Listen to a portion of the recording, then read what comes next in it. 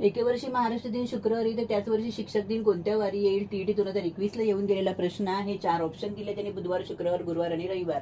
महाराष्ट्र दिन हा दरवर्षी 1 मे ला येतो, तर शिक्षक दिन हा दरवर्षी 5 सप्टेंबरला येतो. त्या हिशोबाप्रमाणे आपण ह्या सगळ्या दिवसांची काय करायची, मधल्या बेरीज करायची. आता मे महिन्याचा हा एक दिवस वजा झाला, त्यामुळे मेचे दिवस 30 घ्यायचे, जूनचे दिवस घ्यायचे, जूनचे 30च दिवस असतात, जुलैचे दिवस आहेत 31, ऑगस्टचे दिवस येतात 30 आणि सप्टेंबरचे आपल्याला फक्त 5च दिवस घ्यायचे, कारण 5 सप्टेंबरला 5 आणि 1 आला 6 आणि हे 3 चौक 12, 126 उत्तर आलेलं आहे. ते 126 ला 7 ने भागायचं आहे, कारण आठवड्याचे वार 7 असतात. 7 एके 7, उरले 5, वरून घेतले 6, 7 8 56, बाकी शून्य उरली. याचा अर्थ जो दिलेला वार आहे त्याच्यापासून 0 दिवस मोजायचे. म्हणजे शुक्रवार जर आलेला आहे तर आपला पर्याय सुद्धा काय येणार, शुक्रवारच येणार.